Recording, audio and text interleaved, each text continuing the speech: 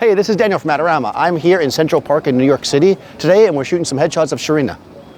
So we decided to come outside today because we have beautiful weather. We've got that kind of beautiful fall light where it's nice and crisp and low in the sky with the sun. However, you can't always count on the sun being exactly where you want it, so I also brought some lighting equipment with me. I'm going to combine the natural light with strobe in a lot of cases to try to create kind of a natural looking shot, but with the perfect light that I need to create a nice headshot.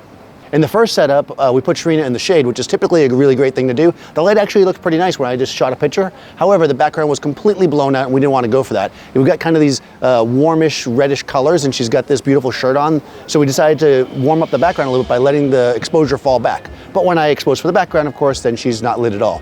What I decided to do was bring a flash in. I've got the Profoto B2 with the strip box that Dave was holding, and we brought that in just to kind of fill in and match the light outside. The only problem was we were getting a bit too much shadow under her chin. It felt a little bit too lit, if you will. So I decided to take my other softbox. We didn't need any light coming out of it. We just needed a reflector. So Seth came out with that one, just held it underneath to give us a little bit of a pop of reflector.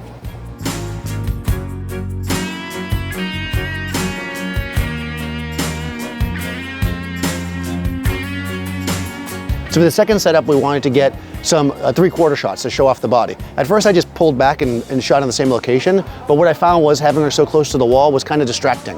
What I decided to do instead was put her over here with the stairs behind her. This gives me a beautiful hair light with the natural light coming back. It helps separate her hair and also her body from the background to show the shape of her body. And we just filled in with the strobe from the front to create kind of a dramatic shot, but it's very, very simple.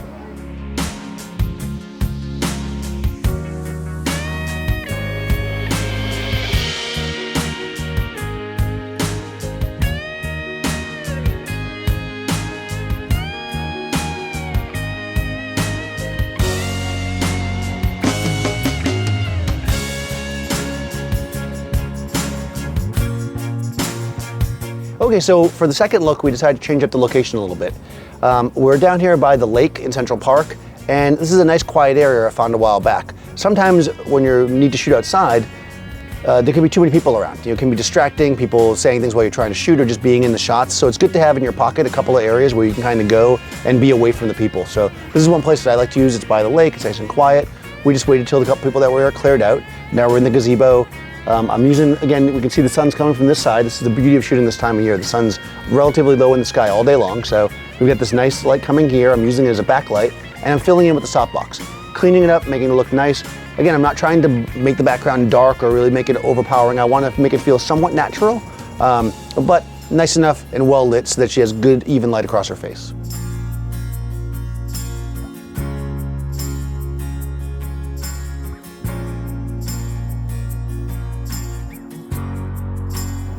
Okay, so I saw this kind of bluish bush, and since she's wearing denim, I thought it would be cool to kind of have it as a background element.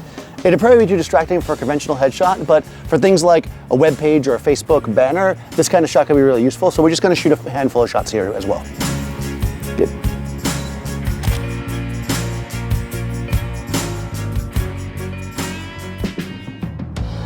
Okay, so for the final shot outside, I decided to come to the castle.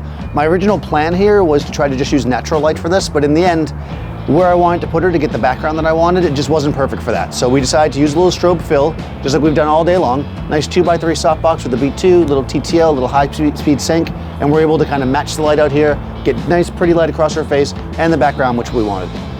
I wanted like a gray background here to contrast with the red jacket, and I found a spot where the light behind her was kind of dappled, so it kind of gave it a little bit of depth behind her without just being a flat gray background, but still didn't distract from, the cool outfit.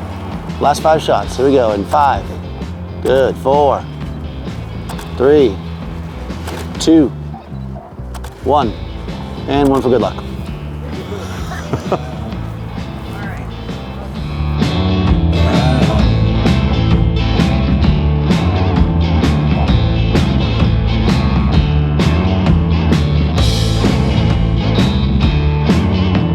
So when shooting headshots, one thing to keep in mind, because we've been out here and there's been really cool shots that we could have done, and we didn't, because remember, this headshot has a point. It's supposed to get Sharinna some work, show people what she looks like in her best light. We want to put her in good light, we want to make her look as good as she looks, but we don't want to start messing with weird colors, and we don't want to start gels and funky backgrounds and high contrast and all these funky lighting techniques. Those aren't going to be for headshots. We want to keep it nice and clean, nice and simple, so people can see what she looks like.